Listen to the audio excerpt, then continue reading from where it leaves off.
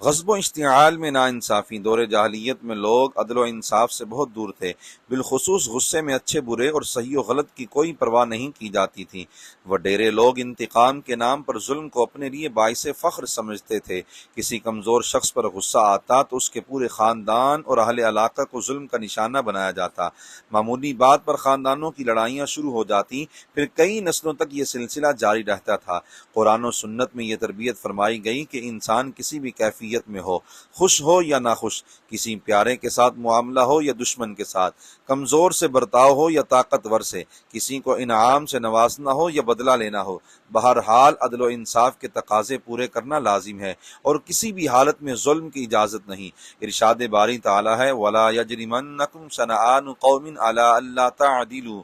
اعْدِلُوا هُوَ أَقْرَبُ لِلتَّقْوَىٰ وَاتَّقُوا اللَّهَ ان اللہ خبیر بما تعملون۔ اور کسی قوم کی عداوت تمہیں ناانصافی پر نہ اکسائے، بلکہ انصاف کرو،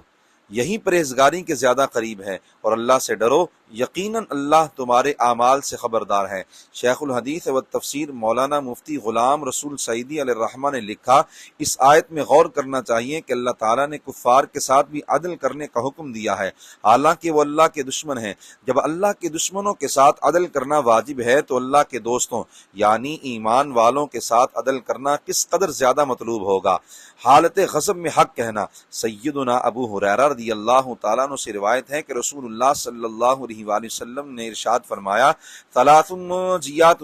و ثلاث مہلکات،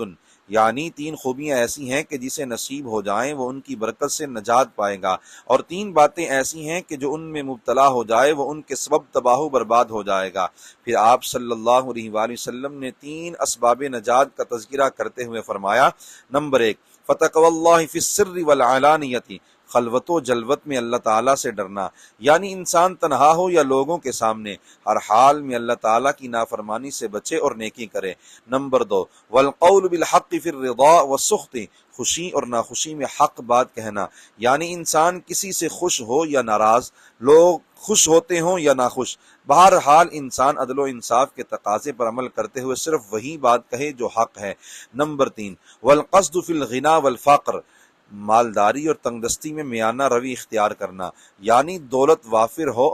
یا معاشی حالات خراب ہوں، بہرحال انسان نہ تو فضول خرچی کرے اور نہ ہی کنجوس بنے، بلکہ دونوں حالتوں میں اعتدال و میانہ روی اختیار کرے۔ پھر رحمت عالم صلی اللہ علیہ وآلہ وسلم نے اسباب ہلاکت کا تذکرہ کرتے ہوئے فرمایا، نمبر 1 فہوم متبع، وہ خواہش جس کی پیروی کی جائے، یعنی انسان نفسانی خواہشات کے پیچھے پڑ جائے اور شریعت کے حکام کی پرواہ کیے بغیر جو دل میں آئے وہ کرنے لگے۔ نمبر 2 وشح مطاع، اور وہ بخل جس کی اطاعت کی جائے، یعنی انسان لالچی و کنجوس بن کر دوسروں کا مال ناحق کھائے اور اپنے ذمہ لازم حقوق ادا نہ کرے۔ نمبر 3 وإعجاب المرء بنفسه وهي أشدهن، اور خود پسندی یہ سب سے سخت ہے، یعنی تباہی کے تین اسباب میں سب سے خطرناک بات یہ ہے کہ انسان میں اگر اللہ تعالیٰ نے کوئی خوبی رکھی ہے تو وہ اسے اپنا کمال سمجھنے لگے اور اس بات سے بے خوف ہو جائے کہ یہ خوبی عطا کرنے والا رب جل جلالہ اسے واپس بھی لے سکتا ہے۔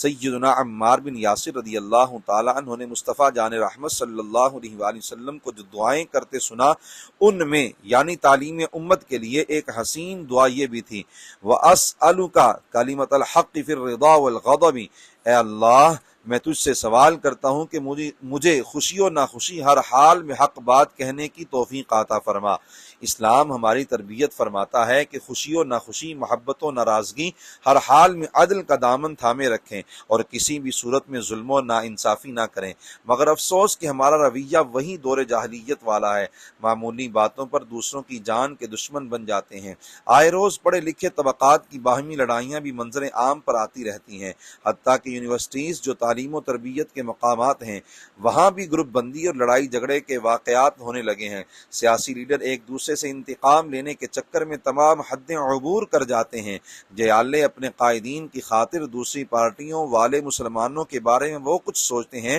کہ اللہ کی پناہ۔ سیاسی مفادات کی خاطر قومی املاک کو نظر آتش کرنا ان لوگوں کی نظر میں کوئی بڑی بات نہیں۔ بر صغیر کے آخری مغل بادشاہ سراج الدین محمد بہادر شاہ ظفر مرحوم نے کہا، ظفر آدمی اس کو نہ جانیے گا وہ ہو کیسا ہی صاحب فہم و ذکا، جسے عیش میں یاد خدا نہ رہی، جسے تیش میں خوف خدا نہ رہا۔